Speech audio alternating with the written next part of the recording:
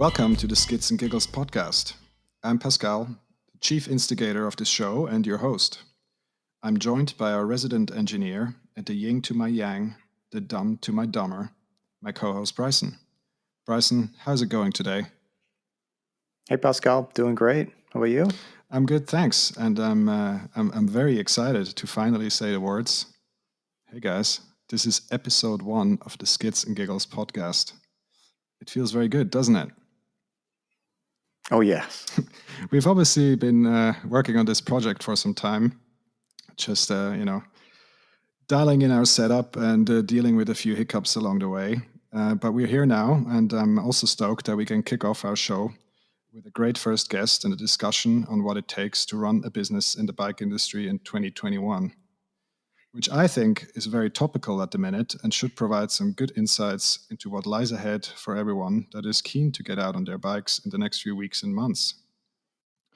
But before we jump into the conversation with James, I want to take some time and maybe talk a little bit about what we want to achieve with the Skids and Giggles podcast. So, Bryson, maybe to start with, why did you want to start another mountain bike podcast? Well, it was only natural, as we're both avid listeners of podcasts and also of mountain bike podcasts, of which there's plenty of great content covering headlines and the new stuff and riding tips.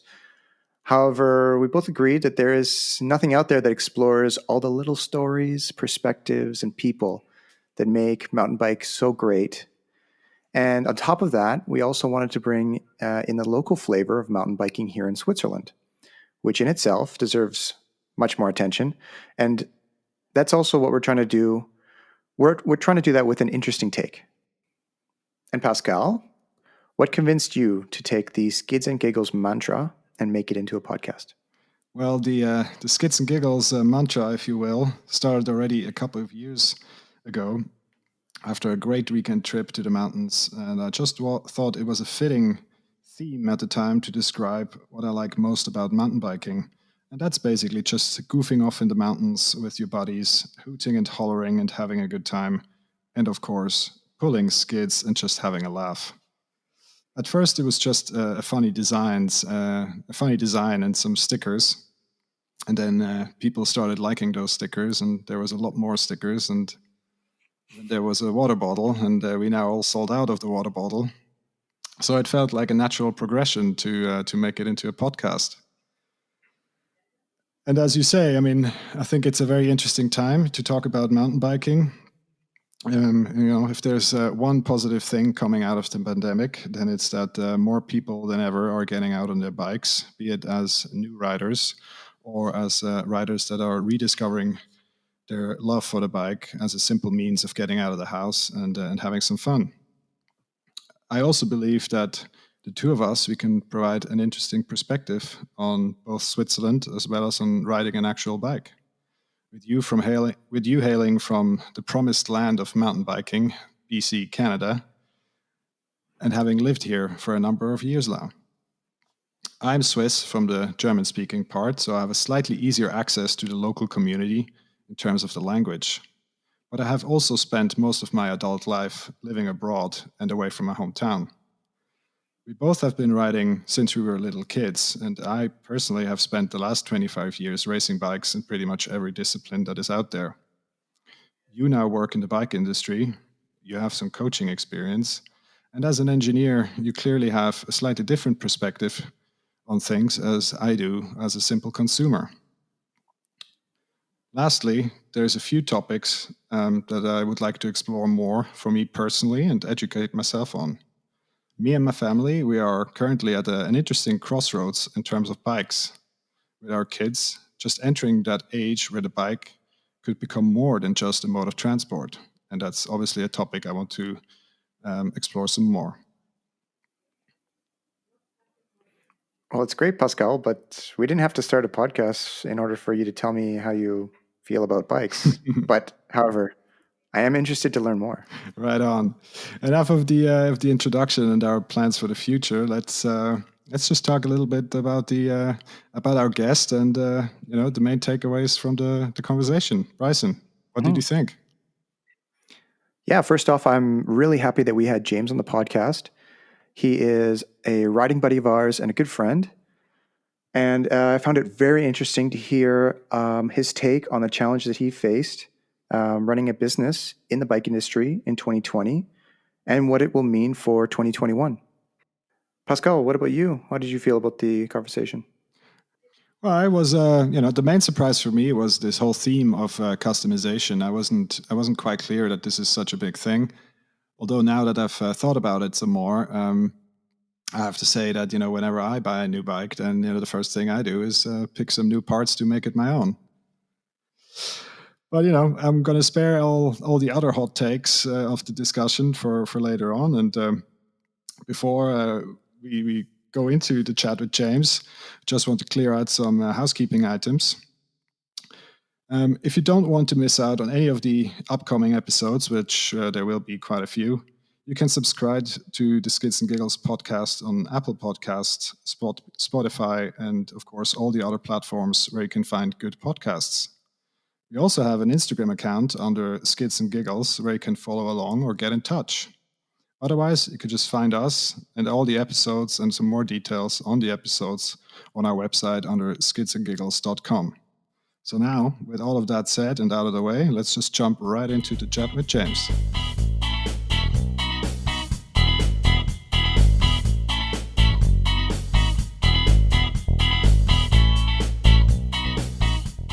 Today we sit down with James Drew. James runs Bike the World, a distribution company catering to the Swiss market. But I'm sure if you ask nicely and do a secret handshake, he will also cater to other markets. Bike the World represents some of the most illustrious brands in mountain biking today, and I'm sure we'll be talking a lot about some of them later on. James, thank you very much for sitting down with us and taking the time to talk. How's it going today? You're very welcome. Thanks for inviting me. Yeah, all good. All good. Cool. I'm also joined by my co-host, Bryson. Bryson, how's things with you? Things are going great, Pascal. Hey, James. As we've been preparing for this conversation and started comparing our notes, we realized that we just had too much material and content that we wanted to cover. So we've decided to split it into more digestible pieces. This is part one, where we talk about what it means to run a business in the bike industry in 2021. And James, why don't we start the discussion, the conversation with the executive summary? So basically, listener can tune out later. Mm-hmm. So can you lay out for us in basic steps what it takes to make $1 million? No, let's think big. What does it take to make $1 billion in the bike industry? Oh, that's quite an easy question to answer, Pascal. You need to start with 2 billion. Oh, and why is that? Well, I mean, biking's a hobby. I mean, it costs money, and you just sort of, you start with a lot and buy a lot of stuff, and then you don't really want to sell it to anyone. You want to keep it. So it's pretty much how it works. Well, thank you very much for clearing that up for us. And with all that said and done, let's hope we can shed a bit more light on what it really means and what it really takes. For sure. So maybe we should start the conversation with how has 2020 gone for you? I mean, 2020 has been a special year for everyone in the industry, pretty much for every group, be it as a user, as a rider, as a bike shop, as a distribution business, as an event company, as a guiding company, etc. How has it been going for you? And I guess what are the highlights? Well, 2020 has been absolutely fantastic. I think we're quite lucky in the industry at the moment because there's a lot of other industries who are suffering with the current situation and the coronavirus, of course. I mean, when we went into lockdown in Switzerland, which was last March, I did get quite concerned. And then we found out about a week later that bike shops could stay open to service. bicycles, as bicycles are a means of transport. So they were available. They weren't allowed to open their shop floors, but they were allowed to service and they were allowed to sell. And having a lot of people that really didn't have much to do, you couldn't go and see your friends, you can't meet people, you can't go out to a bar or do anything like that. A lot of people turned to sports and a lot of people turned to biking. So of course, our sales skyrocketed pretty much, and you can see that through the whole industry. So 2020 was a good year from a business perspective. Maybe personally, it was more difficult with the current situation, but I think anyone who works in the bike industry is feeling pretty lucky right now. I would think so. And I mean, what I find interesting is that there's many facets to this bike boom, or like the increase in bike participation in 2020, and obviously also today. Is on the one hand, more people that already had bikes, they use their bikes more, and they were doing a lot more activities. But the other side of that is that you have a lot more uh, new participants, so people that buy their first bikes, or have been not riding for a long time and are only getting back into it. So what does that mean for your business, which pretty much caters to let's say a more hardcore crowd or more um, boutique crowd? How does that translate? Well, we I mean, when I look back, we sold a lot of wheel sets actually, which I found very interesting. A lot more wheel sets than we used to, and I think there are a lot of people out there. So if we talk about existing customers, or shall we say, someone who already has a bike. I think they went out riding, and they were probably riding a lot, and then they probably realized quite quickly that maybe they needed something new or something better, and they had the time, or maybe it was someone who didn't ride that much and started riding a lot, and of course they got really back into it because there was nothing else to do apart from ride your bike. It's not a bad thing in my book. So I definitely think, a lot of people got really back into it, and a lot of people probably, because we offer very high-end parts for customizing pretty much. So I think a lot of people started to look at that. Hey, what can I do to make my existing bike better? Or even, maybe they bought a new one and built it up, and maybe they wanted to invest in something a bit more special than an off-the-shelf bike, because they were spending more time on it. Okay, well, yeah, I mean, I guess that makes a lot of sense. But I mean, in terms of if you think about the newer riders, have you seen any? Let's say any. Does that come through to you already, or is that still a little bit too far away from the, let's say, the upgrading market? That's hard to say actually. 'Cause it's not something I ask my customers normally. I mean, I don't see many customers face to face either. So that's a difficult question to answer, actually. One thing I can tell you, where I live, there's a quite a popular road biking route. And it was quite interesting because we started to notice there was more bike traffic than there was actual traffic down this route. And what really stood out is the amount of women riding. Actually, that seemed to, I would say, go up 200% or something. I was really quite surprised to see, how many girls were out. So I'm guessing probably one of the larger consumer groups who went out and bought new bikes or got into biking was women at that time. Okay, well, that's interesting. It obviously is one of the one of the topics that are relatively close to both Bryson and and my heart. So, because certainly for myself, I would like to inspire my better half to be a bit more a bit more active on the biking side. But I'm still trying to unlock the secret to get her out on bikes more. And it's obviously something we want to explore with this project. Really? Um, I don't want mine riding with me. I quite enjoy the alone time. Oh well, it's different people, Oh, different I'm just preferences, kidding. right? I'm just kidding. If she's listening, I'm just joking, my dear. Yeah, absolutely. Um, I think maybe a final point on this and like the highlights in 2020 is obviously something we also want to explore a little bit is kind of what makes the Swiss bike market special, and if you have any data points or evidence in terms of how this bike boom is different here in Switzerland, particularly in Zurich where we live, versus maybe other markets you have some intel on.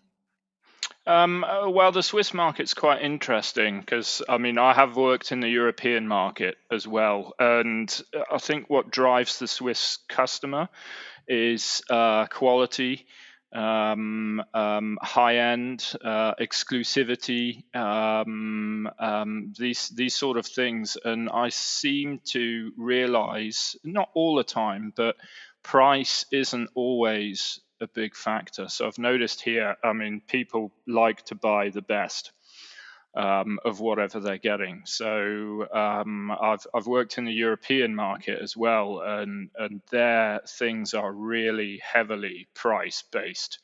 So there's a lot of customers out there who really think and buy according to price, or try and get the best deal they can.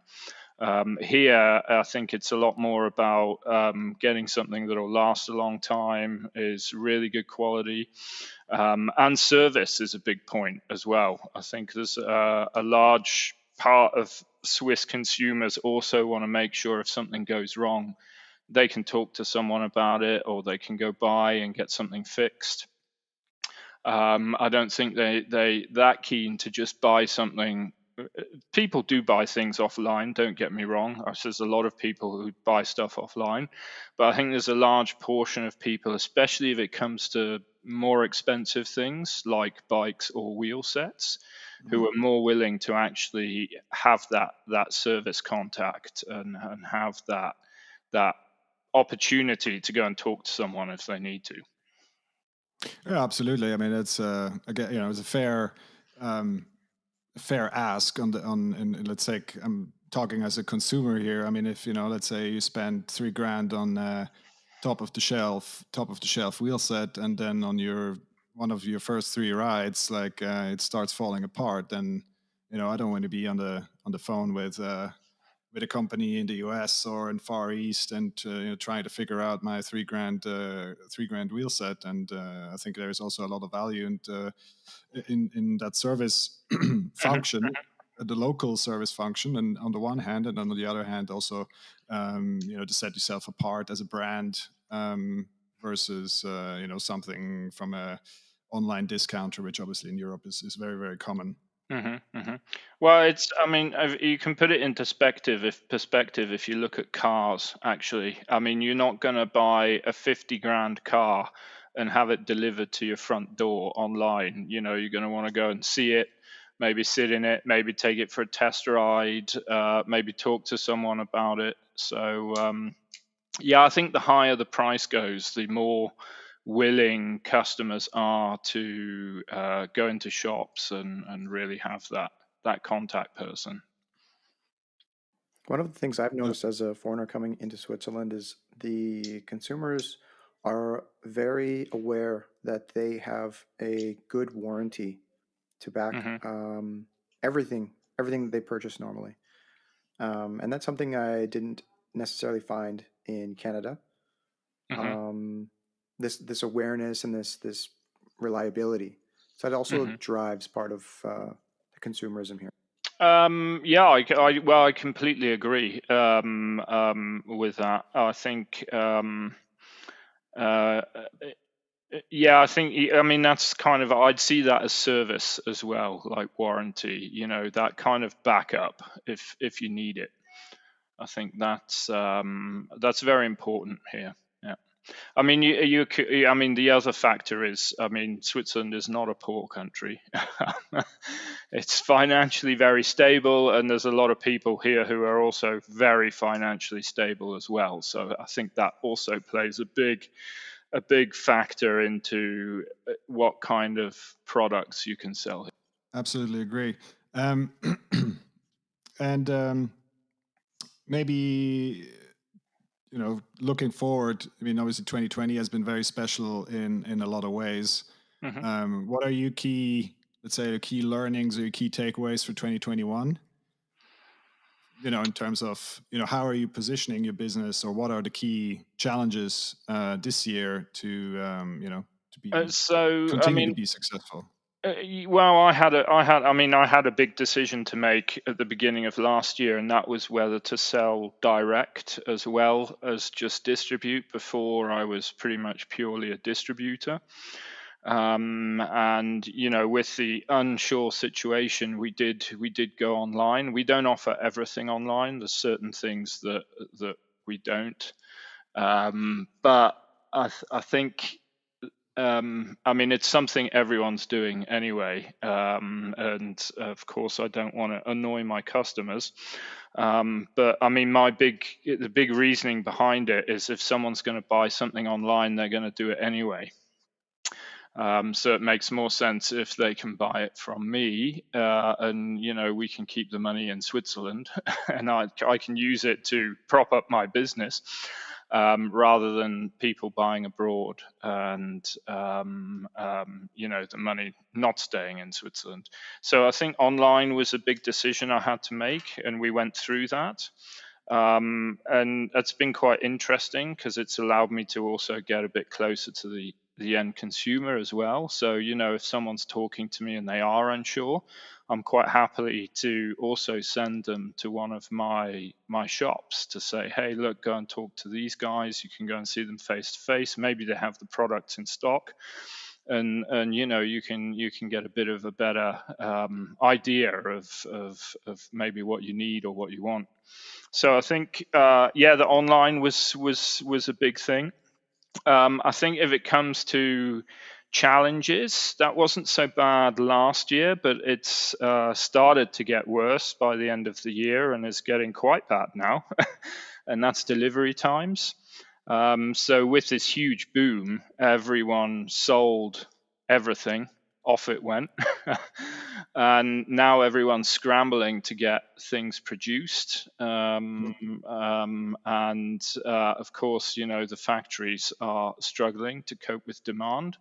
I think we were chatting yesterday about that, Pascal. Apparently, they're also having issues to get workers.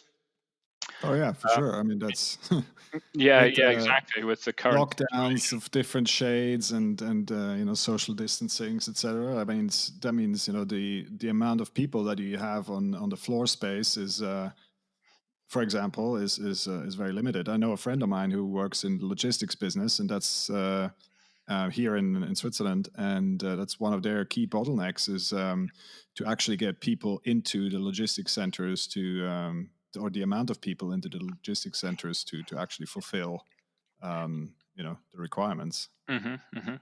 So yeah, so that's definitely going to be an interesting one. And I mean, I've worked in the bike industry for quite a long time, and forecasting is a very interesting subject.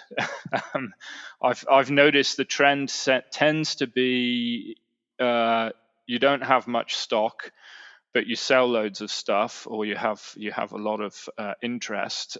So then, not all companies, but some companies will then order like crazy, and end up with a huge amount of stock, which they probably will have to dump the next year. So I've seen this happen a few times. I'm not going to say everyone's like that. I mean, I work with one brand, and they seem to constantly order less than what they need, and of course that helps them keep the demand very high. Yeah. But where am I going with this?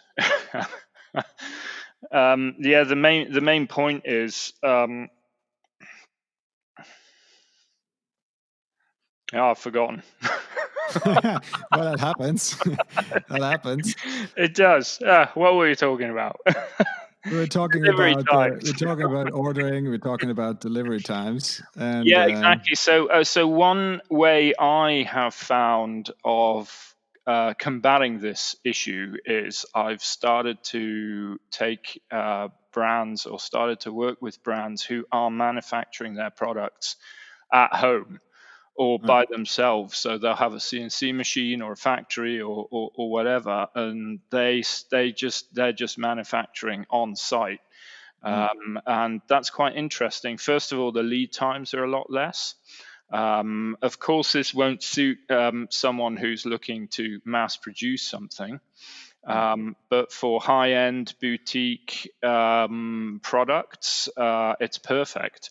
And there's a huge amount of advantages. So first of all, lead times are less. If they don't have anything, you order it and they just make it. So you may be waiting at the most 8 weeks. Yeah. But it's normally a bit less. Another huge advantage is if they need to change something, they can just change it. So it allows companies to react way quicker and make changes or do new things or do limited edition and that kind of stuff, as opposed from ordering in bulk from China. Then you have your products. If you find out it's wrong, Yeah. or something's not good, you're kind of stuck with it. I mean, yeah, I think normally people send it back, but that's all your products going back, and you might Oh, not that's see it expensive. again for Yeah, 6 exactly. months. It's not only expensive. The big problem is if you don't have anything, you can't sell anything, and you won't make any money. Yeah, well, that is the core Pretty of the simple. problem. Also, I mean, again, that's the core challenges of supply chain, and as you described before, right? So, I mean, the reason why people are not holding huge stock is because they need to fund that stock, right? So, and depending on how demand peters out in the end, that means they're either out of pocket and funding cost for that stock, or or they even make a loss, right? So, and that because they can't sell it at the price that they've taken it in. Exactly. I think you're going on to an interesting tangent here, and this that I want to explore a little bit more is the opportunity for smaller brands for currently for this year and maybe also the years to come is the onshore or at least nearshore production and owning your own production facilities. Mhm. Um, I mean, the the main problem with obviously with producing in the Far East is that most of the time you're hiring capacity from a bigger factory. Mhm. Depending on the volume that you're ordering, you're first in line if you're one of the top three brands, Mhm. or probably more towards the bottom of the pile if you're a small brand. And Depends that how big obviously your wallet is, I think. Yeah. exactly that too, and how big your client entertainment budget, and but obviously the other end of the spectrum is obviously local production, own production, in-house production Mhm. that obviously also has its own cost challenges, and obviously Switzerland being let's say a high cost production company, not only because of the cost of human capital is pretty high here, Mhm. but on the other hand we have the benefit of having very specialized engineering and machining skills here on the ground. So my take on this is that there's somewhere a sweet spot between being big enough to justify the cost to do your own production, either in your own facilities or in a somewhat remote facility, or producing it on shore, like right in your own facilities in the local market, and producing for the local market directly. Mm. I mean, it's an interesting one. I mean, manufacturing over here. I mean, I'm not sure if Switzerland will be that much more expensive than doing it in the US, for example. I just probably some European countries which would be probably cheaper if you look at the East Bloc. Or I think Portugal's quite reasonable as well. But I mean, the costs will always be higher when you make stuff here. But you have, there's a lot more benefits, and I think mainly it's the speed. So I think you can increase sales quite easily if you have a good product and you have high demand for that product. I think you can just turn around manufacturing much quicker. Although don't quote me on that. I don't have any statistical proof to back that comment up, but it's more of a gut feeling. I mean, we're going to start working with an English company in a couple of weeks. Well, we already are. We already fulfilled the order, and what he's doing is quite interesting. So he makes pedals. Company's called Pembry. Yep. Phil Law is his name. He's a great guy. He has a CNC machine, and he's focusing just on. He's got 2 pedals, so he's not going nuts with a huge product lineup. He's got 2 products, which he's focusing on, and the margins, they will be smaller because, of course, it's more expensive to produce stuff in Europe. But the other things he's doing is really quite interesting as well. So his company is 100% carbon neutral. Yeah. So he's for every pedal he makes, he plants a tree. So England's going to be a forest soon, I think. Well, I mean, but there's a number of brands that do that, right? Yeah, but it's a really interesting aspect because speaking to him, he's like, he can really control his whole supply chain, and he can also do something that makes a difference, and he can also manufacture quickly.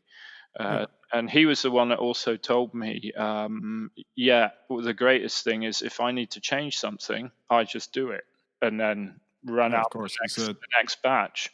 It's a change of the code, basically, if he has a CNC machine. Yeah, exactly. So I think people will have to get used to less margin. The more people who start to bring manufacturing back home. I think that will change the margins, but I do anticipate that sales will grow. I think availability that's the big issue at the moment, deliverability and availability, and I think that's going to be the factor that changes. So, I mean, the more you sell, the better, even if you are getting less. For sure. I mean, it should be interesting. I do also think these smaller brands who are doing this are going to be more successful in the future because I think they're just going to be the ones who are there.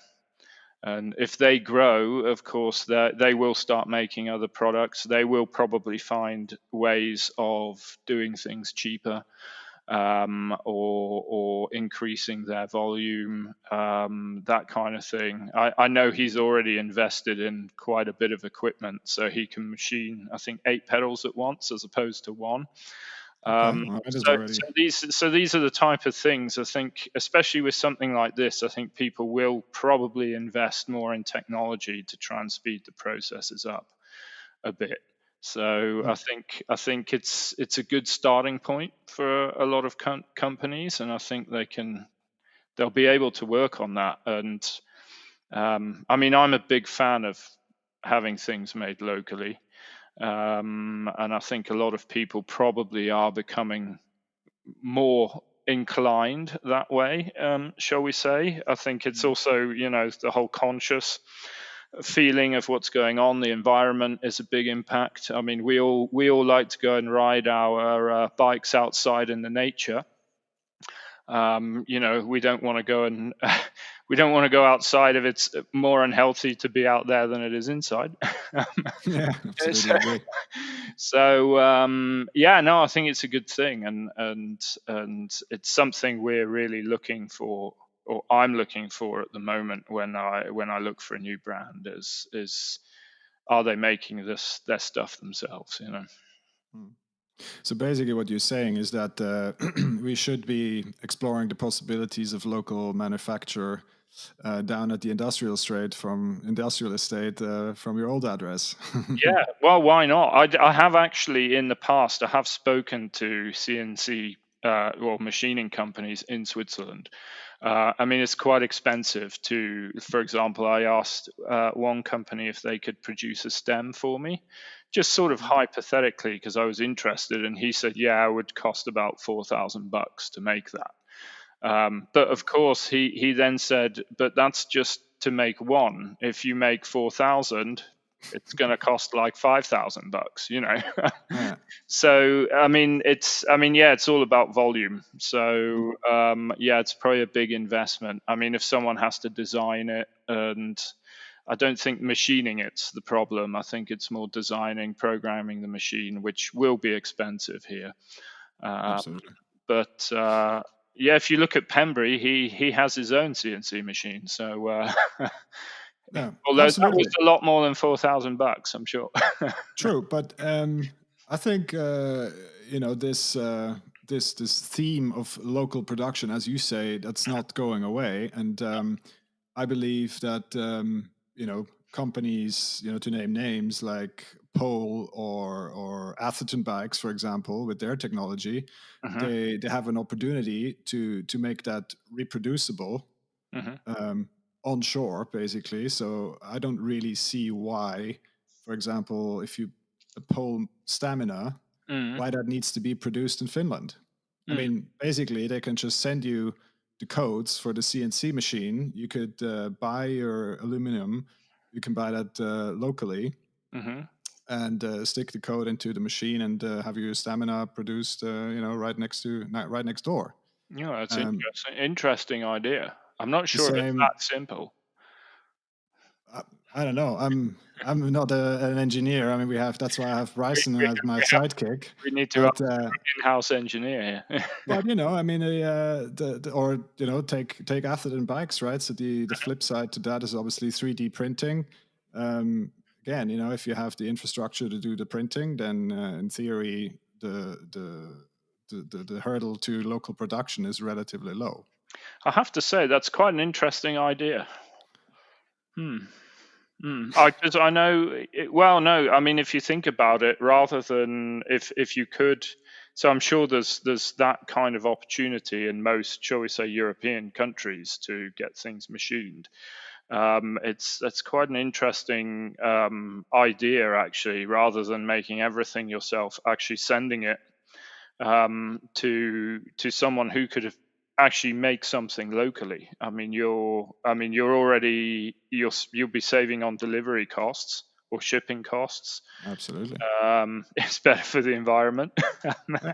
you're not sending stuff around. It's quite an interesting concept, I have to say. Yeah, I mean, I guess the trade-off is obviously one of quality assurance, the warranty chain, let's say, and balancing that off versus producing it where your local market is, right? Mhm. So can you let's say take Pole, can you ensure that the stamina that's produced here in Zurich that is of the same quality than the one that is produced in Finland? Mm. And what does that mean for a warranty? So I think that's, I guess, some of the hurdles that I would be exploring before I invested my hard-earned money into a remote production bike company. Although, I mean, again, as you say, the notion of it is pretty interesting. Yeah, I think Um, having the right equipment as well is probably quite a big factor as well. Because I'm sure I know a lot of these machine products do have specific, correct me if I'm wrong, Bryson, but I think you do need specific equipment to do specific things. You do need to make sure you have the correct tooling. That's correct. That's good that a sales guy and a finance dude are talking about engineering problems while the engineer is just sitting nodding his head. You guys are on point. I'll fill in. Okay, good. Glad you agreed, Bryson. I'll tell you what, one thing that's not easy to make and will probably continue to be made in China or Taiwan is aluminium handlebars. So you need quite specific. I mean, they're hydroformed. Again, correct me if I'm wrong, Bryson. But yeah, you need quite. It's possible to buy the tools to do that, of course. But I do know. One of my brands did look into doing that at home, and they said they couldn't find anyone who had the technology to actually do it. So they were kind of stuck when it came to that. I guess there's parts and components of a bike that lend themselves to being produced in let's say a more remote way, and then others that are not, because they have a concentration of technology and know-how basically. We've already been talking about a few names, a few brands. Maybe we just can close out that point of the discussion with who do you think does a great job in the current environment, and others that have some homework to do. If I talk about my brands, for example, I must say Industry 9 is completely on point. They make everything themselves in North Carolina. I do know they also had to invest in a whole load of new machines because production went up. Their marketing's on point. The whole custom, they are purely custom. You can get cheaper wheel sets from them, actually, which we sell quite well too. But their marketing is on point. Their name is on point. The quality of their product is absolutely amazing, and they're spot on. They have pretty much every standard your little heart desires. And I think the customization is a big drive there as well. Actually, I think that gets people in the door. However, I find a lot of people tend to tone down their original designs, or maybe just end up having all black in the end. Well, because black is fast, as we know. Yeah, exactly. After going from 11 colors to, I just have a black one. Can't make up my mind. Yeah. But I think I have to say what they're doing, I find is absolutely fantastic, spectacular. And I think in the last 2 years they probably have grown quite substantially, actually. Absolutely. But I mean, again, I know personally, because I have one. They offer obviously a billion different customization options. But do you? What is your feeling on what is the most, apart from black and black? What is the most common color combination? The most, or are they making or losing money on the customization part? I think they're making money now. Our Industry 9 is. I have to say, no, we do sell quite a lot of colors. For example, with Chromag, I noticed people tend to take black. Again, because it's fast. Yeah, exactly. But I just think so. Purple is hugely popular right now. Silver is very popular, and turquoise. Well, that's the local Yeti crowd. Yeah. So I've worked with I've worked with Chromag now for 12 years, and they do loads of colors, and that's quite interesting because you can see the color trend is, and it makes sense really, is really based on the new bikes, so the coming bikes for the next season. And I do use that to help me forecast. So I will go and look at maybe some of the bigger brands, Trek or Transition, Yeti, all of those kind of guys, see what kind of colorways they're doing. And that allows me to, predict, okay, what colors am I going to sell next year? Okay. Then maybe kind of to finish up the discussion, there's a final point I want to cover is what trends that you have observed over the last, let it be 6 months or so. Which one of those do you think are a bit transient, so they will go away relatively soon, and which ones do you think will stick around? Trends as in product changes, or what has stuff that has already accelerated a transition process, way we do business, production. I mean, we've covered a lot about the production and how we think this is going to shift towards more local production. But what are the other trends that you've observed that shape the market going forward? Probably the biggest one I've seen is, and this started before Corona actually, is custom builds. I think there's a lot more people. I think even guys who are even looking to buy their first bike are considering, customization, changing bits. I mean, one issue with customization is it's always going to be more expensive than buying something off the shelf.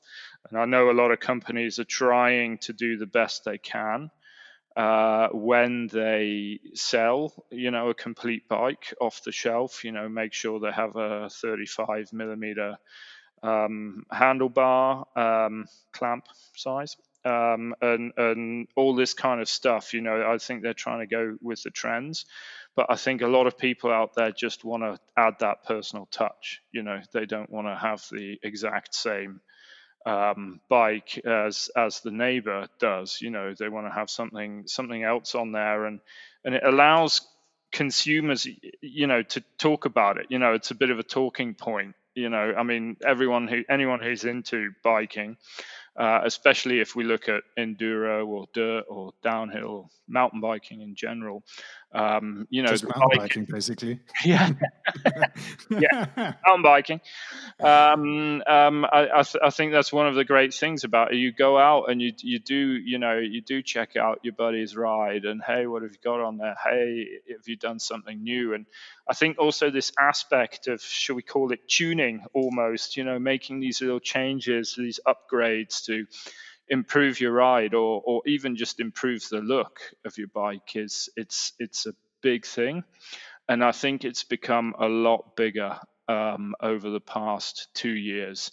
I think that's probably has a lot to do with marketing. So especially social media, there's people out there posting these great builds, which, of course, encourages and any consumer, to have a look. And it might not encourage them to buy that bike specific or build something like that, but it will encourage them maybe to go out and build something that kind of has their own, stamp on it, their own take. So I think that's a trend that's going to continue to climb. And I think another trend is, that's based on customization as well, but people are spending more money. That's the feeling I get when I talk to bike shops. They seem to say, yeah, it's either or. There seems to be no middle ground. It's either, yeah, I want an enduro bike, but I want to be as cheap as possible. Maybe because they don't have that much fluid liquidity available. And then on the other hand, there's people going in and, yeah, I want the best. Here's my Amex. Hit me up. An interesting observation, because that's certainly something I have observed. Obviously, I've been riding bikes for a very long time, and I don't make a secret out of it that I ride bikes, be it in social circles or at work. And of course, people ask me whenever they get into riding bikes. It's like, hey, look, I want to get into bikes. I want to buy a bike.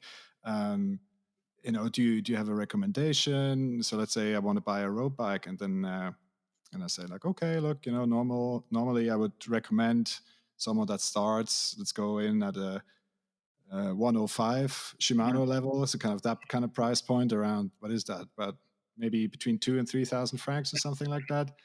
And the tolerance and acceptance of like the higher entry price has increased dramatically over the last 5 to 10 years, I would say. Whereas if you said 10 years ago, if you said like, well, you want to get into road biking, that's going to set you back 2,000 francs for an entry level bike, they would have been like, oh, really? Maybe I should consider something else. And today they're like, oh, wow, I thought I need to spend like 5,000 to 6,000 francs to get a decent bike. What am I going to do with the rest? And I was like, well, so either I saved you, either you've been drinking the Kool-Aid and think that you really need a 6,000 franc bike to get started in riding a bike, and I saved you just saved you a lot of money, or you can buy 2 bikes for Or take it to for the same Mallorca. price. Well, Or I think spend it on a great trip, spend it on some coaching, spending on a guide, something like that. I mean, again, yeah. I mean, I think people's, I think their education has maybe changed. I mean, when I first started mountain biking a long time ago, I was also surprised by the price. And I mean, this was when I was in my early 20s, and I wanted to go and buy a bike, and I was like, I didn't have loads of cash back then, and unlike now, of course. yeah, I have 1 billion Swiss francs now. But I started with 2. But I mean, I was surprised back then as well. And it's not until you kind of you get into it and you realize actually it's a complex piece of kit. It's got a lot of moving parts. If you want hydraulic disc brakes, they aren't cheap. No. And there's all these factors, and I think people are just a bit more educated, and I think they just kind of know now, okay, if I want a decent bike to, shall we say, do sport, whether it's road biking, mountain biking, enduro, downhill, whatever,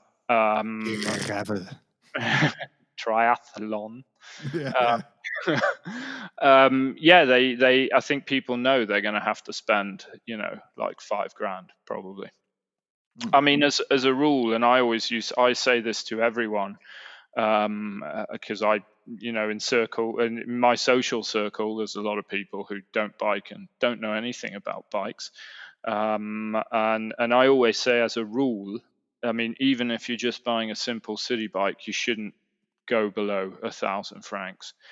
I mean, of course, you can get stuff, good quality stuff for less than that. But I always say, set that as kind of the benchmark, and then go and have a look and see what's out there. But I don't go in thinking you're going to get a brand new bike for, $50, because you're going to come back very disappointed. But I think people's I think just their just the knowledge has just changed. I think people know what to expect if they're going to get a bike. Okay. And maybe last point on the customization. I mean, what are the main items that people upgrade first?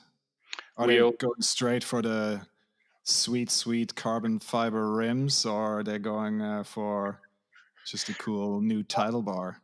Well, I can only talk for myself here, because I mean I do wheels, components, so handlebars, pedals, stems, saddles, all of that kind of stuff. So last year, wheels was big, very big. However, wheels are expensive. When it came to turnover, wheels would probably been the biggest. But if we look at Numbers. items sold. Pedals is very big. I say pedals, handlebar, stem. That's if I look at my orders, that's most of them are. It's either handlebar stem saddle or handlebar stem pedals. Which makes sense. I mean, some of the stuff that you have most contact with on the one hand, so your feet. Hopefully, you have your feet on the pedals most of the time, unless you're a slope styler. Then hopefully you don't. And obviously a stem and a handlebar you have in front of your face pretty much at all times. So I mean that the human is a predictable animal, I would say. Yes, they are. I mean, yeah, I mean, if you just go items sold, I'd say handlebars are the most popular, actually. Okay, I guess that brings us towards the end of our conversation for part one. Do you have any other points that you would like to make, James? Many. How many hours you got? Well, the good news is that we have planned so many more parts. But that's obviously only part one, and we'll see how we go with that one. And then next week we do part two. All right. No, sounds good. Bryson, is there anything else you would like to add? Yeah, I just want our listeners to know that they should really tune in for the next parts in our series, because we dive into, it's a multifaceted series that we're doing. We're touching on all the different aspects. So I think it's quite exciting. What do we have planned for part two, Bryson? One of the things I'm looking forward to is talking about marketing, because mountain biking is a marketing animal, and I feel it plays a large role. And we know that James feels very passionately about marketing, and especially social media. Mm-hmm. So we'll dedicate an entire episode to marketing and social media and how you can make an impression in 2021. Because obviously that the business has its hurdles, but if the world has changed for anyone, then it's definitely for athletes, for pro riders, and for anyone that tries to make an impression in this market. Maybe as a final point, James, if listeners want to find more about James Drew and his business, where can they follow you? Actually, I only accept messages sent by pigeon. So, oh, sweet. Do you have a special breed that you use, or you're that's a secret. You're an equal opportunity pigeon recipient. Exactly. So no, you can find anything if you have any questions about me or the brands that I distribute. The web address is biketheworld.ch. Feel free to go on and have a look. Any questions, just hit the contact button. Of course, you can find our social media pretty easily from the page as well. Sweet. Well, thank you very much for taking the time, James, and I'm sure we'll talk soon again. You're very welcome. Thank you. See you, James.